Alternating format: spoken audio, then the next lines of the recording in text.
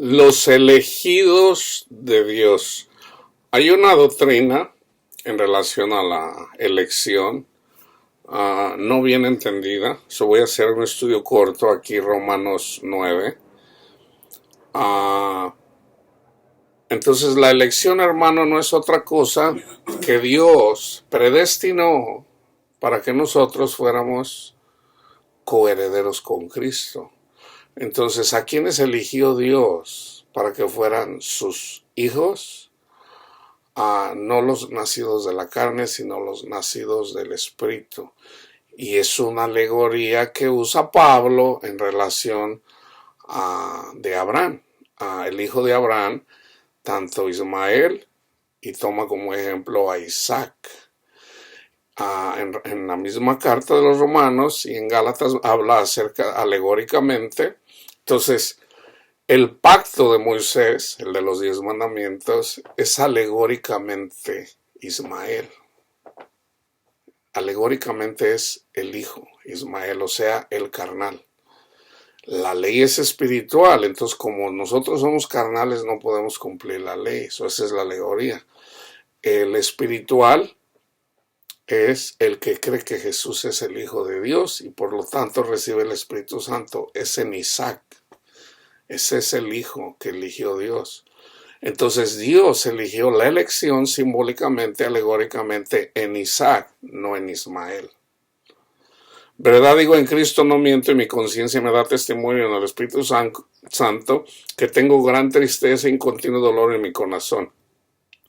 Porque deseara yo mismo ser maldito, separado de Cristo por amor a mis hermanos israelitas en la carne, los que son mis parientes según la carne, que son israelitas, de los cuales son la adopción, la gloria, el pacto, la promulgación de la ley, el culto y las promesas, de quienes son los patriarcas y de los cuales según la carne vino Cristo, el cual es Dios sobre todas las cosas, bendito por los siglos. Amén. No que la palabra de Dios haya fallado, porque no todos los que descienden de Israel son israelitas. Judas no fue israelita. ¿Por qué? Porque no siguió a Cristo, pero desobedeció. Judas simbólicamente no es israelita. Ni por ser descendientes de Abraham, Judas era descendiente de Abraham, son todos hijos, sino en Isaac te será llamada la descendencia. En Isaac, ¿cuál es el hijo de la promesa? Ya lo explicó Pablo en esta carta. ¿Cuál es el hijo de la promesa? En Cristo. Cristo es el hijo de la promesa. Fíjense bien. ¿Ves, Señor? Pues ni siquiera tengo hijos. Mira, ¿ves? Todo eso te lo voy a dar. Y le dice, ven, a ver si puedes contar las estrellas del cielo. Así va a ser tu descendencia. ¿Y qué dijo Abraham? ¡Gloria a Dios! ¡Gracias, Señor! Se gozó, le creyó a Dios y por haberle creído le fue contado por justicia. Vas a tener hijo. ¿Saben de quién estaba hablando? Simbólicamente de Cristo, hermanos. Entonces, nosotros somos hijos de Abraham. Ya hice un estudio, hijos de Abraham. Si le creemos a Dios. Si le creemos a Dios, ¿cómo le creemos? Si creemos a su palabra. ¿Y qué dice su palabra? Dios da testimonio en Cristo Jesús. Si le creemos a Cristo, entonces somos hijos de Abraham. Si le creemos a Cristo. Si no le creemos a Cristo, es como si Abraham hubiera dicho, no, Señor, pues ya tengo 75 años, tú sabes, mi esposa ya está viejita, ya no, ni siquiera menstrua, ya no tiene menstruación. Entonces, eso es incredulidad, esa es la marca de la bestia, hermanos, la incredulidad. Por el contrario, Abraham creyó y le fue contado por justicia. Eso es lo que está diciendo Pablo, no otra cosa. No los que son según la carne, sino los que son los hijos de la promesa en Cristo Jesús. Porque la palabra de la promesa es esta: por este tiempo vendré, eso está hablando alegóricamente, simbólicamente, y Sara tendrá un hijo. Y no solo esto, sino también cuando Rebeca, cuando recibió de uno de Isaac, nuestro padre, pues aún no había nacido. Fíjense, aquí también habla de la elección.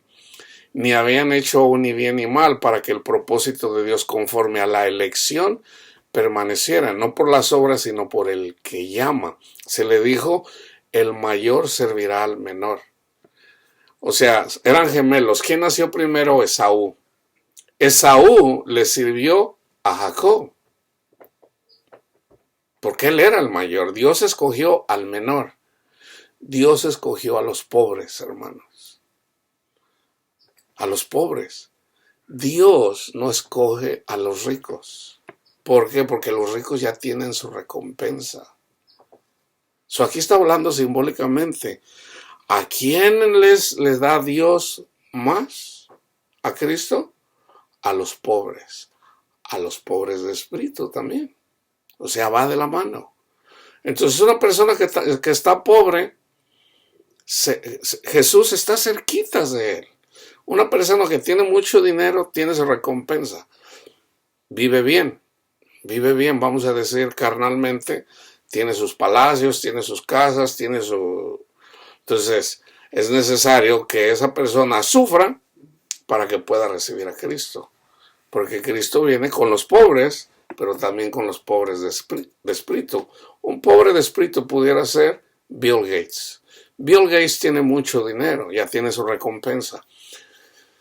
Pero si Bill Gates es quebrantado a través de su cuerpo, a través de su familia, y él buscara a Dios ahí en su tribulación, porque el dinero no le puede dar vida a su hijo, a su hija, o a su nieto, su nieta, yo no sé si tenga nietos, y alguien le presenta el evangelio y él cree, ya sería un pobre de espíritu.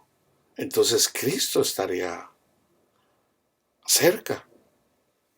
O sea, para Dios no hay excepción de personas.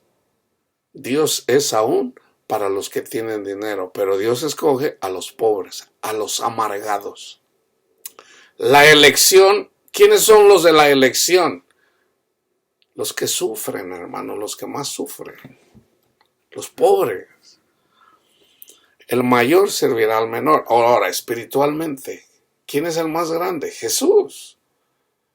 Y luego son los apóstoles. Y luego los 144,000 que son las primicias, que ya están con el Señor, que son los que están guiando la iglesia.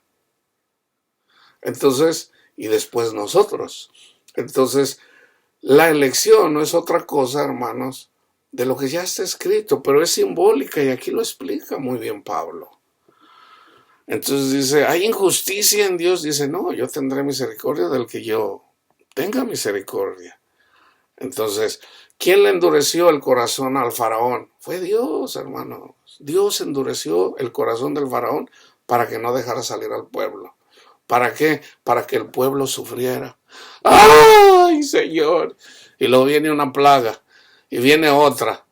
Háganlos hacer trabajar más. Y no les den la paja y que saquen los mismos ladrillos. ¡Ay, Señor! Y Dios endureció el corazón del faraón, no los dejó salir. ¿Cuándo fue cuando los dejó salir? Cuando comieron la cena pascual. Los que no comieron la cena pascual, sus hijos primogénitos murieron. Entonces, hermanos, yo siempre les digo, nosotros no podemos llegar a Cristo si no tenemos un amargo, un corazón amargado. O sea, una persona que ha sufrido. ¿Cuántas personas tiene esa persona? 38 años, Señor. Ok, ¿quieres ser sano? Sí, Señor. Levántate. Había una mujer 18 años sufriendo y Jesús la sanó. Jesús la sanó. Una persona, vamos a decir, que sufre un accidente el lunes y Jesús la sana el martes, vamos a decir, eso no pasa, hermanos. ¿Por qué? Porque esa persona pues no va a poder entender. O sea, va a regresar al mundo. Es necesario sufrir. ¿Cuántas veces tiene que cambiar una persona que la metan a la cárcel para que cambie? Imagínate a un violador, lo meten un día a la cárcel, pues va a seguir violando. No, le dan 30 años, híjole, cuando sale, ya se arrepintió. Hay personas que después de 30 años, hermanos, regresan. ¿Por qué? Porque es Jesús el que tiene que cambiar el corazón, hermanos. A veces es el no volver a sufrir. Que una persona que dura 30 años en la cárcel, se acostumbra a vivir en la cárcel, hermano. De hecho, yo conocí a una persona un ladrón, que estuvo muchos años en la cárcel y cuando salió, él quería regresar a la cárcel porque la vida ya era totalmente diferente. El único que puede cambiar nuestras vidas es Jesús. Entonces aquí la elección es para los que sufren, hermanos. Tan simple como eso. ¿Por qué? Porque el mayor ya tiene beneficios. Jesús no viene a llamar a justos, sino a los pecadores, a los que más sufren. La paz de Cristo esté con ustedes, hermanos.